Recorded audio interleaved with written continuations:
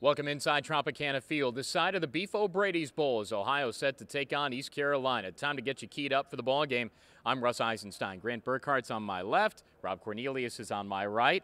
Guys, the key really, in my mind, the first one to start off is to roll the momentum from that UMass game over into this East Carolina game, huh? No, a lot of stuff was working in Game 12, the end of this conference season. Now today, what you have to do is keep this quarterback from beating you. Keep him under 60% passing. Keep him from beating you in the air. Yeah, really all the things that Ohio did well against UMass. You got to elevate that because East Carolina is a better football team. But you got to roll that experience of the bowls that Ohio has had, the success that they've had in these past couple of years. That's momentum that needs to roll over too. Yeah, it's an evolution of a program to go to 5 straight bowl games, and we talked a little bit already about Shane Carden.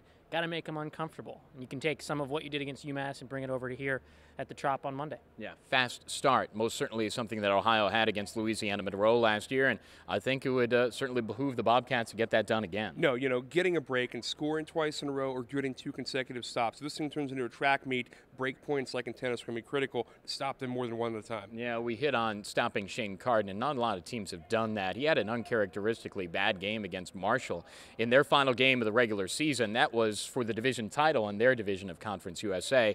So he most certainly is motivated to close out his junior year the right way. And yeah, he's a tough one to stop.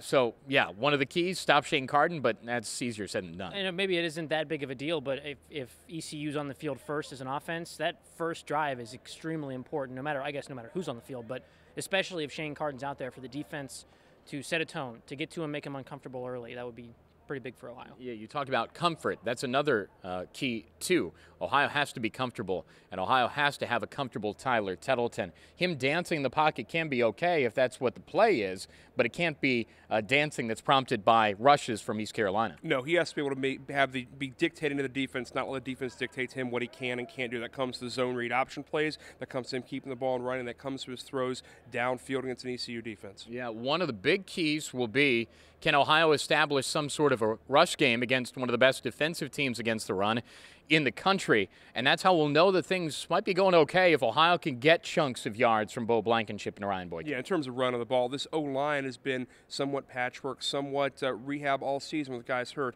You're finally back close to healthy. How is the chemistry with that group? Can they open holes and make Bo look like the guy he looked like as a junior? Yeah, 16 sacks is all Ohio has allowed this year. East Carolina has 35 sacks this season. So protecting Tyler, opening up those holes for Bo, and whoever's running the football, that's going to be key. Yeah, you mentioned whoever's running the football. It would be kind of an interesting time for Tyler Tettleton to get the legs moving a little bit.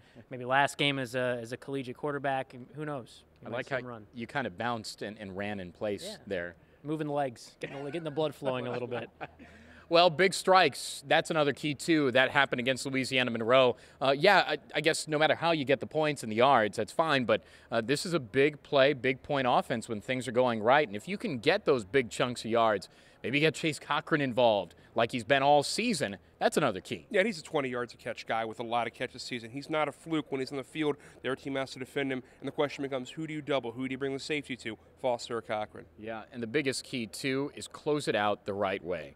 This is a senior group that has done so much heavy lifting in this program's history now and in their tenures here. So handle your business the right way, close it the right way, finish it, no regrets. Yep, pride, want to know. Yeah.